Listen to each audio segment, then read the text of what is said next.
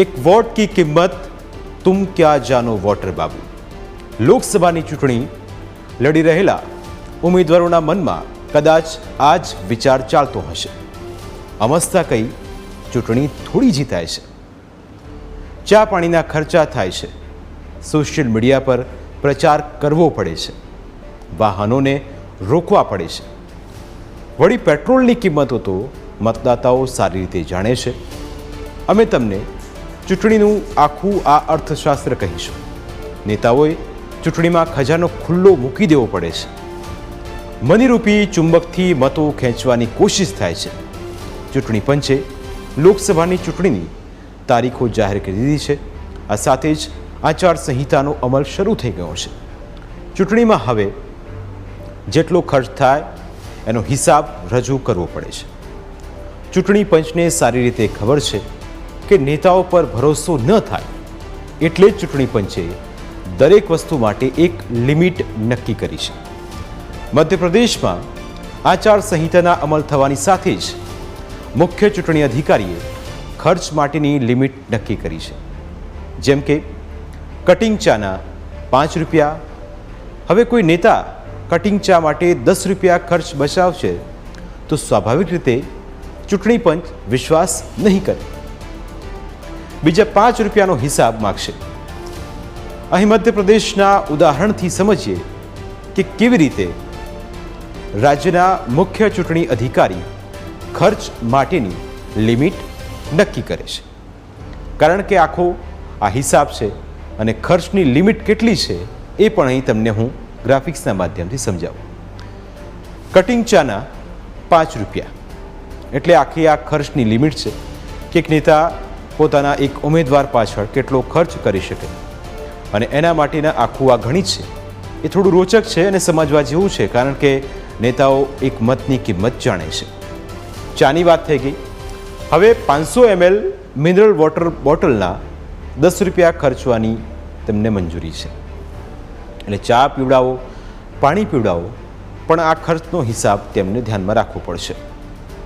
હવે એક પ્લેટ પૌવાના 12 રૂપિયા એટલે 5 રૂપિયાની ચા, 10 રૂપિયાની પાણીની બોટલ અને 12 રૂપિયાના પૌવા। હવે કોઈને કોફીનો શોખ છે અને મતદાતાને કોફી પીવી છે તો તેના માટે ઉમેદવાર 20 રૂપિયા ખર્ચી શકશે, એટલે કોફીના 20 રૂપિયા તે ખર્ચી શકશે। આ ઉપરાંત પીવાના પાણીના 20 લીટરના જારના 20 રૂપિયા તે ખર્ચ કરી શકશે। હવે જ્યાં બોટલ ન પહોંચીને સમજી શકો કે પાણીના જે કેરબા છે તે પહોંચી ગયા, અને એ જ પ્રમાણે નેતાએ ખર્ચ કરવો છે તો આ તમામ ખર્ચનો હિસાબ તેણે ધ્યાનમાં રાખવો પડશે। હવે તમારો મતદાતા નોનવેજ છે અને વેજ પણ છે તો તેના માટેનું પણ એક ખર્ચની લિમિટ નક્કી કરવામાં આવી છે। એક પ્લેટ વેજ બિરયાનીના 40 રૂપિયા ખર્ચી શકાશે, એટલે 40 રૂપિયામાં જે મતદાર છે એનું પેટ ભરાઈ જાય। બપોરે કે રાત્રિ ભોજનના વ્યક્તિ દીઠ 150 રૂપિયાનું એક બજેટ નક્કી કરવામાં આવ્યું છે, એટલે આ જ ક્રાઇટેરિયામાં નેતાજીએ ખર્ચ કરવાનો રહેશે।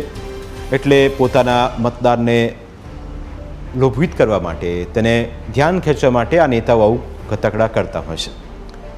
હવે કોઈને જલેબી ખાવી છે તો શુદ્ધ ઘીની પ્રતિ કિલો જલેબીના 400 રૂપિયા નેતાજી ખર્ચી શકે છે। કોઈને લાડુ ખવડાવવા છે તો શુદ્ધ ઘીના લાડુના પ્રતિ કિલો 500 રૂપિયા ખર્ચ કરી શકે છે।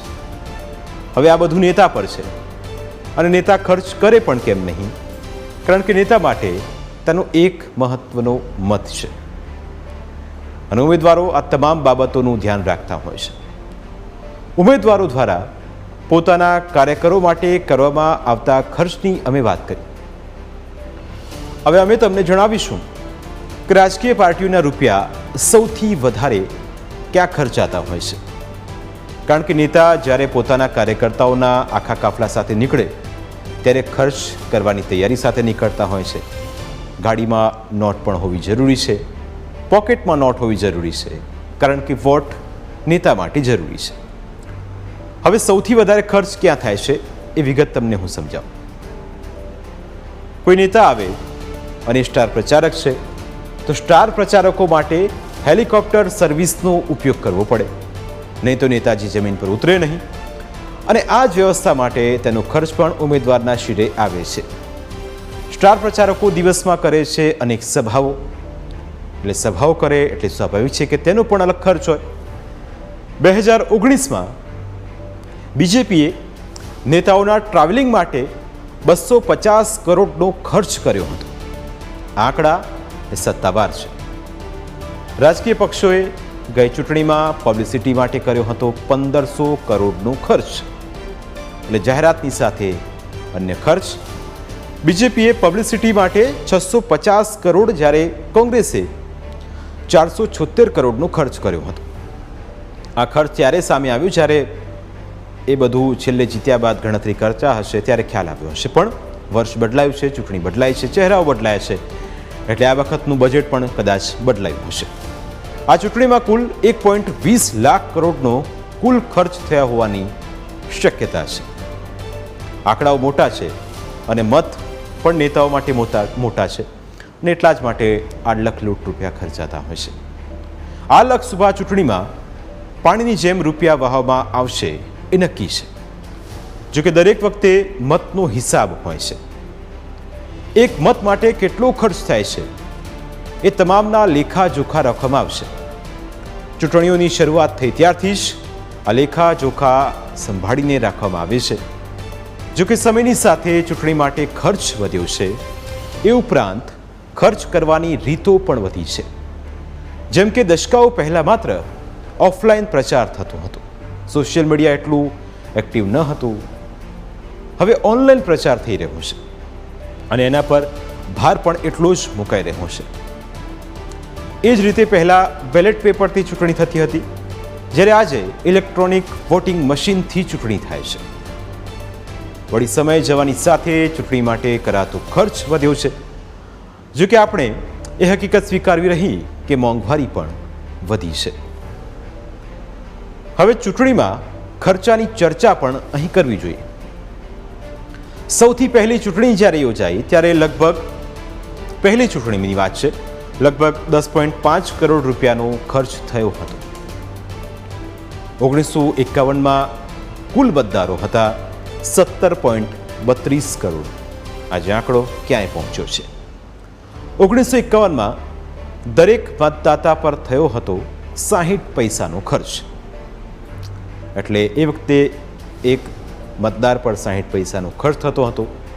પણ હવે વર્ષ 2024ની જ્યારે આપણે વાત કરતા હોઈએ ત્યારે 2024માં કુલ 96.8 કરોડ મતદાતાઓ છે. 2019ની ચૂંટણીમાં ચૂંટણી પંચ દ્વારા 12,000 કરોડનો ખર્ચની જાહેરાત કરવામાં આવી હતી. 2019માં હતા 91.2 કરોડ મતદાતાઓ. 2019નો આંકડો છે અને એ સમયે એક મત માટેનો ખર્ચ 131.58 રૂપિયા હતો.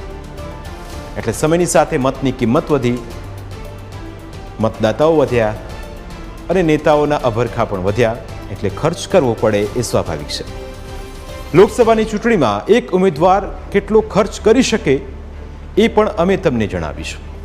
કારણ કે મતદાતાઓ વધારે હોય, વિસ્તાર પ્રમાણે જ્ઞાતિગત સમીકરણો હોય, અને આ તમામ બાબતોનું ધ્યાન રાખવું ખૂબ જરૂરી છે. કારણ કે સવાલ એક મતનો છે અને મતની કિંમત નેતાઓ સારી રીતે જાણે છે. એક ઉમેદવાર મેક્સિમમ 95 લાખ રૂપિયા સુધીનો ખર્ચ કરી શકે છે. એટલે તમારે ત્યાં મત માગવા આવતા નેતાની પાસે એટલી મંજૂરી હોય કે 95 લાખ રૂપિયાનો ખર્ચ એ મતદાતાઓ પાછળ ખર્ચી શકે છે. સમય બદલાયો છે એટલે આંકડા પણ હવે બદલાતા રહેશે, પણ એમાં પડવા જઈશું તો હિસાબ વધારે મોટો થશે. આ ઉપરાંત ચૂંટણી પ્રચાર, વાહન, ખાણીપીણી, ટેન્ટ અને બેનર્સ, પોસ્ટર્સ, તમામ વસ્તુ આ જ લિમિટમાં સામેલ છે. એટલે 95 લાખનું એક બજેટ લઈને ચાલવાનું રહેવું પડતું હોય છે. એમાં બધો હિસાબ આવી જતો હોય છે. 2014ની વાત કરીએ તો 2014માં લોકસભાની ચૂંટણીમાં ખર્ચ લિમિટ 70 લાખ રૂપિયા હતી અને 2009ની ચૂંટણીમાં 25 લાખની ખર્ચ લિમિટ